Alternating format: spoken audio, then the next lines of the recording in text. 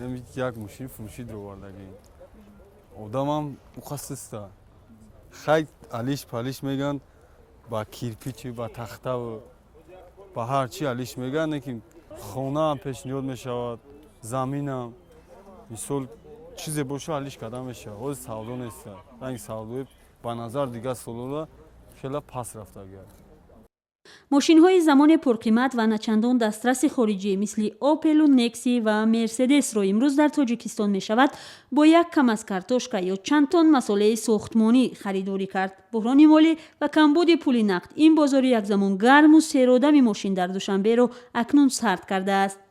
هر هفته همینجا خریداران و فروشنده های ماشین جمع می آیند و طور امروز ما مشاهده کردیم و صاحبکاران هم به ما گفتند بازار فروش ماشین ها در طی 5 ماه اخیر در تاجیکستان خیلی سرد شده است و اکثر ماشین هایی که حالا شما می بینید در این بازار هفته و ماه ها انتظار خریداران خود هستند و صاحبکاران به ما هم گفتند ماه های اخیر خرید و فروش نقدی ماشین ها خیلی کم شده است.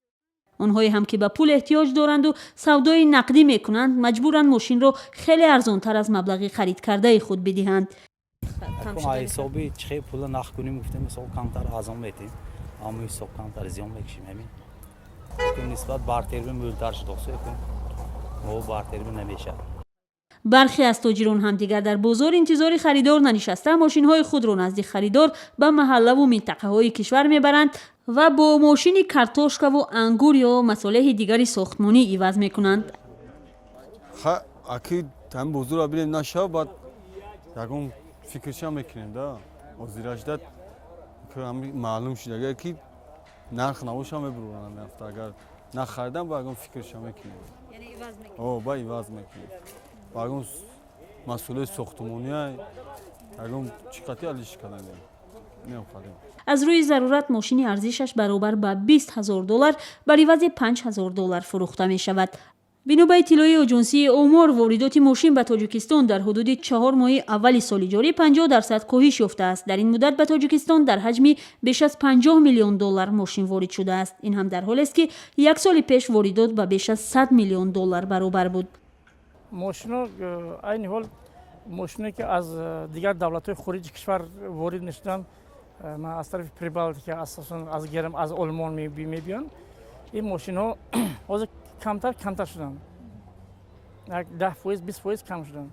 نبودن خریدار و کاهش یافتن واردات ماشین به تاجیکستان در حالی است که گفته می شود صادرات ماشین از تاجیکستان به خارج کشور بیش از 10% افزوده است. ماشین ها از تاجیکستان به دلیل آسان و کم خرج بودن نظر به دیگر کشورها به دولت های همسایه از جمله به قزاقستان و قرقیزستان و افغانستان و حتی به خود دبی هم با نرخ ارزان صادر می شدند.